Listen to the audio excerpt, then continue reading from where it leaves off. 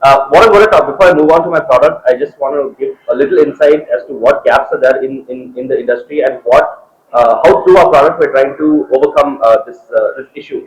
See, there actually exists a silent challenge that often goes unnoticed, and especially this has a huge impact on the water that flows through our pipes.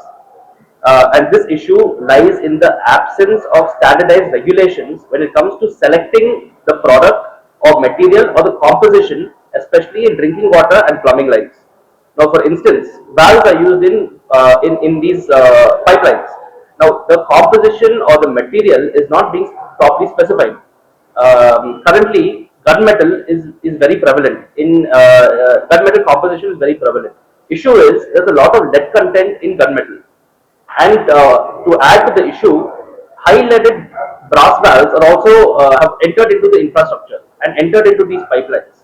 Now, issue with lead easily leaches into water when water flows through, and when people consume this is detrimental to their health because of lead poisoning. Lead cannot be handled by our body; it gets stored in our bones and is very hazardous. Now, this is especially seen in vulnerable groups like infants, children, and pregnant women, where we have seen a case where, unfortunately, there was an incidental death also in Andhra Pradesh about 2 3 years ago because of lead in water, and lead comes from products being used in the pipelines. Now, to bridge this hazardous gap, we introduced a product where the lead content is very low, and this follows international standards, which is WHO standards. Now, WHO says, especially in brass, the lead content should not be more than 0.25% of the entire composition. In India, unfortunately, because there's no standards or regularization, the lead content used is between 2.5% to 8%, and this is huge. So we, through our product, have established a factory in number Chennai actually about 1 year back, where this factory exclusively manufactures low lead and lead free valves, where the lead content does not exceed 0.2%, whereas WHO says it should not exceed more than 0.25%. Now, our idea here is to set a benchmark so that once these standards are being regularized in India with the support of BIS, which is the Bureau of Indian Standards, who's been very active in the last few months or year, they want to introduce such standards so that people can start following this. Now, unless this is done, the detrimental, unfortunate health effects is going to continue because it is a matter of not just compliance, but it is a matter of public health and safety. So, with that being said, there is a product that I would like to show you guys today, which is sort of a product launch, but do not see it as a launch per se. This has to be sort of a benchmark that we're trying to set. So that people can get motivated by this, where they can start looking at India as a body that is introducing these kind of standards that can help our citizens basically. Because at the end of the day, it is our society and our country that has to be at the top, and public health has to be priority A. So with that being said, this is a first product that we manufacture from our factory, which is a lead-free ball valve. Now, this content, like I said, is only 0.2% lead, and with that being said, we are looking forward to the government actually pushing these standards through, and manufacturers in India following and abiding by these standards.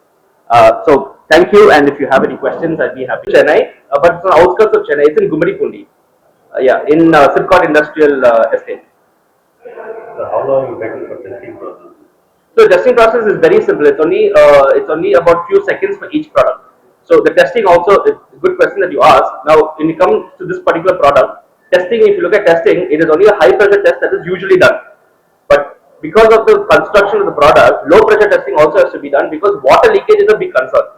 Now, if my valve does not hold water at low pressure, that means water will start passing through and I'm wasting water at the end, because that is also something that you need to look at because it has an environmental effect. So we do testing of low pressure and high pressure, which is also a standard that BIS has to start putting in, so that all the manufacturers abide by it. But the testing process lasts only under a minute. But the point is, low pressure, high pressure test has to be done, and every valve has to be tested. The industry normally does batch testing because this valve is produced in thousands. In one day, we can produce 8,000 to 9,000, 10,000 numbers. But they do batch testing sometimes. But they'll produce 100 valves, only one valve is tested. Now again, because it's used in plumbing, that should not be the case. Every valve produced should be every valve tested, which is what we have implemented in our factory as well. The pricing rate differs than other products. This product is not manufactured in India. Again, we are the only ones to do it.